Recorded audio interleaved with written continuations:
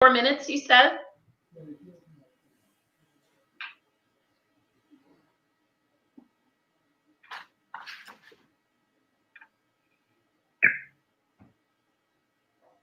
Well, good morning. Happy Friday. Thanks for joining me, Kathleen and Trish. Lovely to see you both. Hi, everyone. Good morning. Good morning. So here we are with our Coffee Chat Friday. And I think the three of us have decided that we were going to do this on the first Friday of the month, which then just helps everybody kind of put that down in their calendar and we're not jumping around. And we thank you for working with us as we step into this learning, a new platform. We're using StreamYard to broadcast to a couple of different channels. So if there are comments coming up or questions coming up at this stage, I am not watching that on anything else.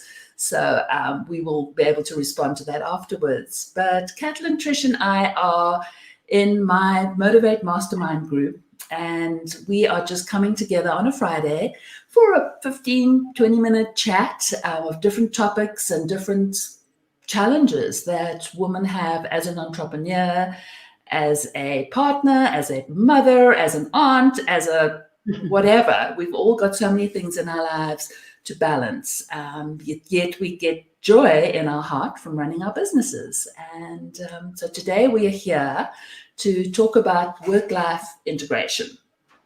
And I guess one of the important things is giving ourselves flexibility.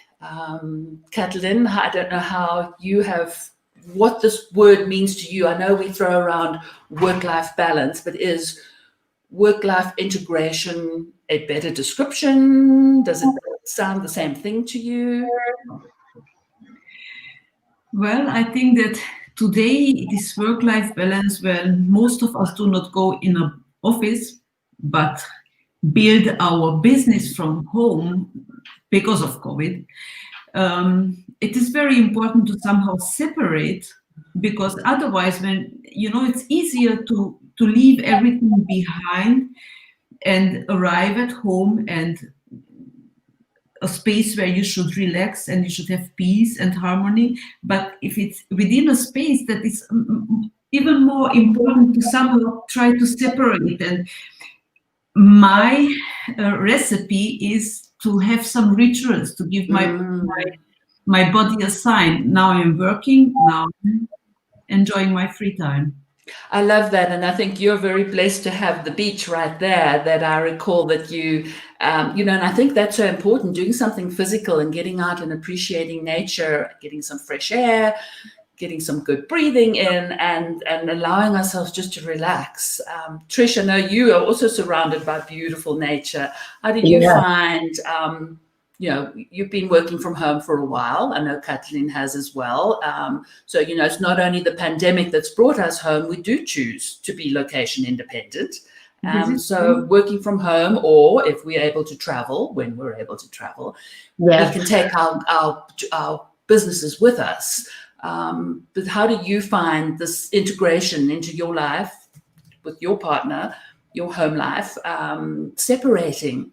Because our brains are always on. I think we're creative, and that's kind of why we're entrepreneurs.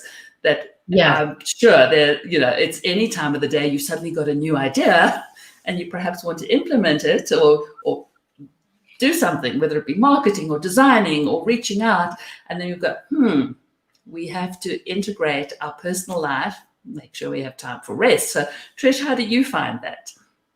I like what you said a lot, Kathleen, and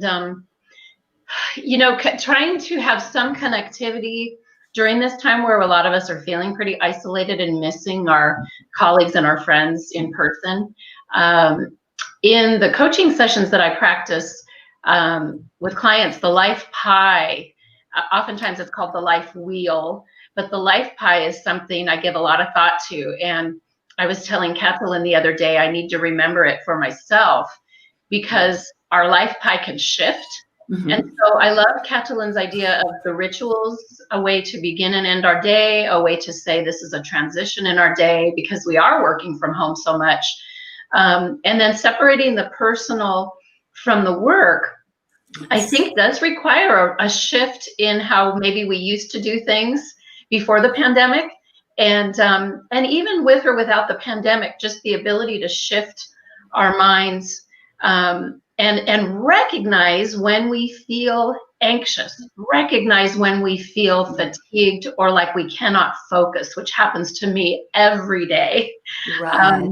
So knowing, okay, I'm losing focus. I'm going to get up and walk outside. I'm going to take a break.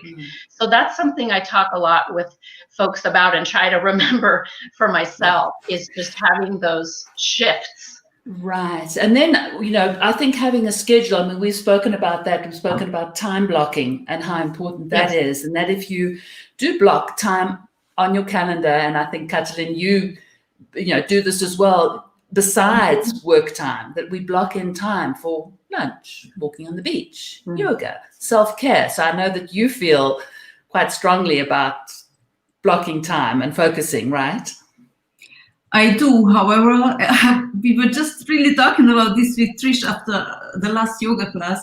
I do, but I don't block the time. I just have in my calendar 50 minutes this, 30 minutes that, because I want to have the freedom. I am working from home. I'm an entrepreneur. If the weather is nice, I go out and I want to have the freedom to shift this block however I want. It just needs to be done. But there is one thing I always do. I get the biggest thing off my plate first thing in the morning. Yes. Because I'm relieved. And that's so freeing, because if you've just set that one priority or that one urgent thing that you need to do, and then you have taken care of it, then it does give us, flexibility.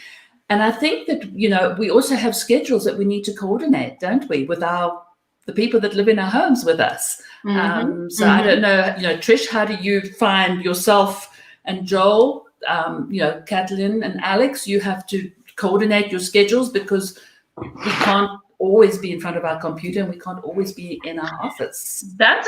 Boy, if you don't mind, I'll make it quick, but that's a good one, because in our house, that is challenging. Joel is retired.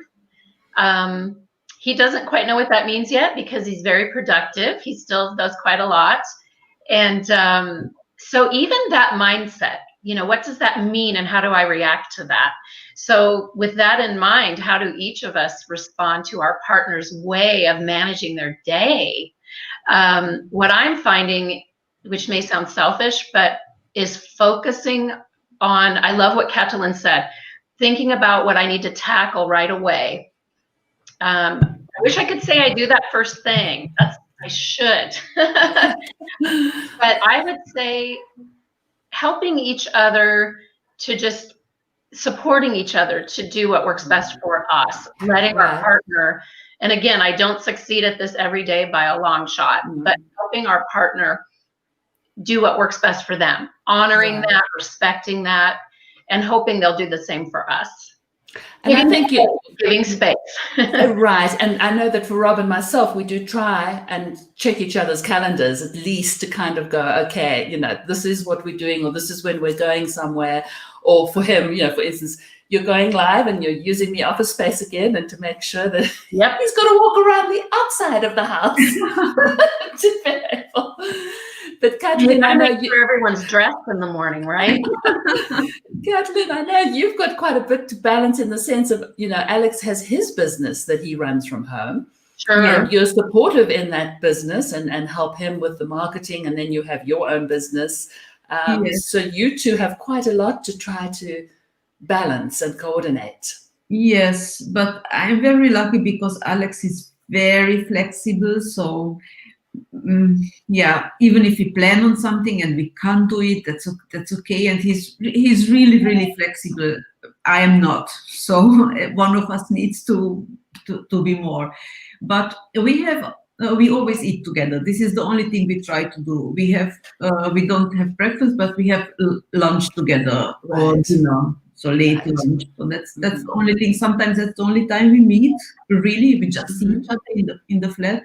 And we keep our weekends off if there are other projects. That's great, Katalin. Yeah, and that to me, my Fridays are also non-working days. I love to, and then, once again, like you, Katalin, being flexible if something does come up and one needs to do something.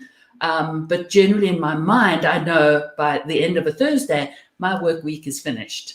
So, it just gives time me blocking. That's a good example of time blocking. Right. Is intentional and then firm and not deviating from that if you can. If you can, yeah. But I think, learning to integrate work and life together is important, and to still bring us joy so that we don't feel stressed and pulled in different directions.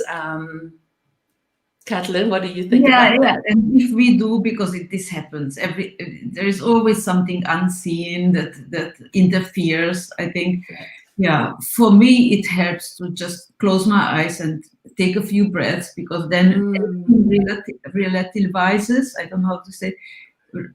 It gets more relativisiert. I don't know. You can say it in German. Es ist, now I continue in German. It is so much easier to scope afterwards with everything if I center myself and I notice that it's nothing. It's actually a big deal. I just have to focus and decide how to continue. Right. That's great. And if I could offer a tool as well, that's what you just said, Katalin, makes perfect sense, because I wrote some notes this morning in preparation for this, is a mantra. And I know you both well enough that you have mantras. And my mantra in my car is, even though it's not always true, is that all is well with me and my world. So different mantras that can bring us back to center, even if it's just remain calm, or anything that can trigger our mind. And I think you both have taught me that and reminded me of that. It is important. And I think the important thing is, when we are successful in our day, we often forget to celebrate that. Yes. To reflect at the end of the day on the things that do go well. You do that, Carol, right? I do. I like to do that, and just I guess it's my mantra at the end of the day is to wrap up my work. And I do have a sequence of events and things, that I like to do to start up my day and then to end my day. How do you end your day, Carol? What would be an example of how you end your day if you don't? Not at all. So one of the things I do is I use my Trello board, and I've got my segments on there and my checklists on there, and I don't keep my email open all day long. So I only like to keep it open 3 times, and it's first thing in the morning when I check it, middle of the day to do some, to reply and to be involved, because if you touch something, you might as well do it and complete it. And then my end of the day is just that same routine, checking my emails, shutting down my email box, knowing that I've taken care of the things that I had planned. I like to make a list of the 3 things that I want to do in my day. And I list them down, check that I've done that. And then I am trying very hard to just shut down my computer early and walk away from it. Because if it's off, I've also taken a couple of apps off my phone. That's a good one. Working in that direction. As somebody, I was listening to a podcast, and she said, take it off. If you miss it, or if it doesn't work, or you can't live without it, put it back. You can always put it back. But how about trying to take it off? So I am doing that, and I'm enjoying that. I've got a timer on my phone that tells me that my screen time is going down each week, and that's like, yay! I love it. But I think also one of the other things, besides Katalin, you were talking about, taking care of one thing.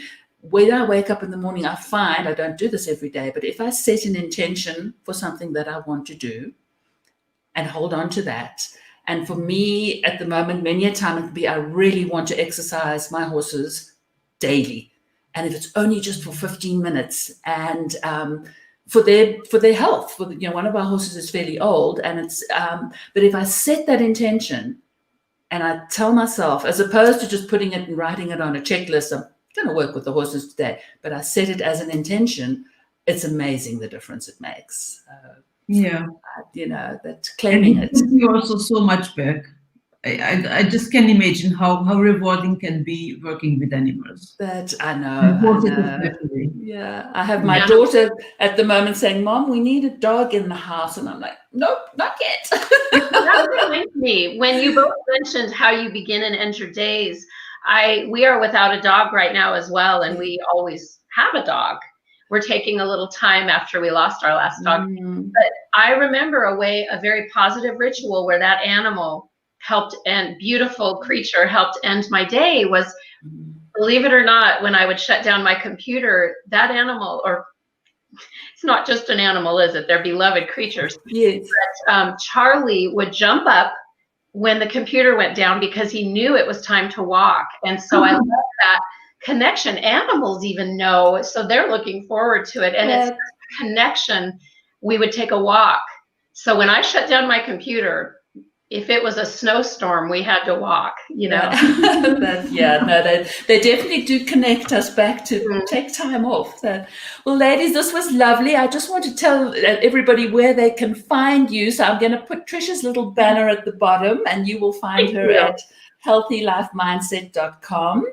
And Trish is here in the US. And then we're going to have Katlin, where you will find Katlin for her online yoga retreats and online yoga classes and retreats in person, which she hosts in Spain and Portugal. And you will find her at Disconnect to Connect. Are we going to Portugal? We are going to Portugal. I'm so excited. And it's, Katlin, I've popped your retreat, your 4-day retreat back up on my website with all the new information. And I am dreaming and visualizing, and May is going to happen. We are going to be able to travel. So I'm excited about us all being together, and yes, might be joining us. We will be together. That'll be fabulous. Yes. Lovely. Well, I will see you all again on our coffee chat for the first Friday in November. I haven't looked at the date yet, but it'll be the first Friday. I love this. Thanks, you guys. Thank you, Carol. Lovely to see you both. Have a fabulous weekend, and we'll talk soon. Thank you. Have a nice weekend, everyone.